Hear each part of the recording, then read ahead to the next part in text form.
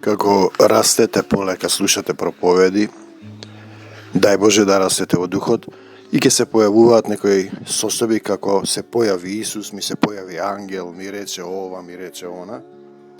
И ние треба да ги испитуваме духовите, да ги проверуваме, но како ќе ги проверувате ако немате дух, ако се уште сте во старата состојба и ситуација, не сте се промениле. Значи го видов Исус ми рече вака и Исус ми рече вака, Исус ми рече така. Кога ќе го видите вистински Исус, се гледа промената и на физичкото тело и внатре во срцето. Вие не сте повеќе истиот човек. Вие одеднаш се менувате, се менува вашата состојба. Се менува и вие добивате свет целив, промена, исцелување. Сум видел многу такви, Исус ми вели вака, да ти кажам, Исус ми вели така. Исус не е келнер и поштар. Не вели тој така. Кога ќе го слушнеш Божиот глас, ти се затресуваш и се гледа промената. Ти си го видел Исус и по 10 минути, по 2 часа, по еден ден, правиш кавга, се лутиш, осудуваш. Нели, кој имаме тој стих, се додека меѓу вас има кавги, неразбирање, се уште сте телесни, нетрпеливост. Ја гледаш гредата во другото око, а раската и гредата не ги препознаваш гредата во своето око. И потоа поставуваш прашање, каде ви е љубовта? Видите, прашањето е каде ти е љубовта?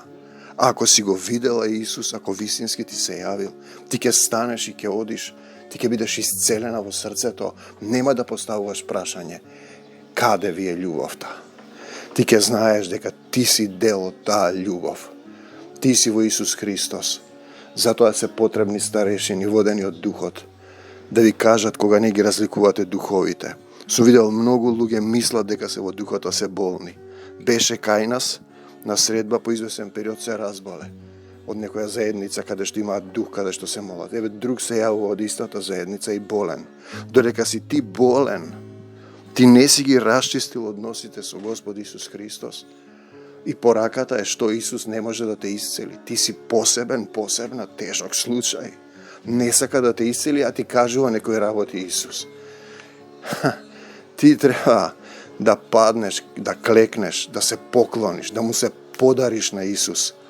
И тогаш ќе знаеш каде ти е љубовта. Само во Исус ти ќе имаш љубов, да не се лутиш, да не се гневиш, да не осудуваш, да не озборуваш. И само да мислиш дека си христијанин, да не доаѓаш на средбите заради 3 точки. Се можам со Исуса Христа кој ме крепи.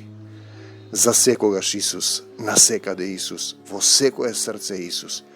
Да го видиш Исус, да го слушнеш неговиот глас, ти ќе се затресеш, ќе се затрепериш, ќе се промениш и нема да можеш ништо друго да правиш, освен да зборуваш за Исус и да љубиш. Те сакам, Господи Исусе Христе. Амин.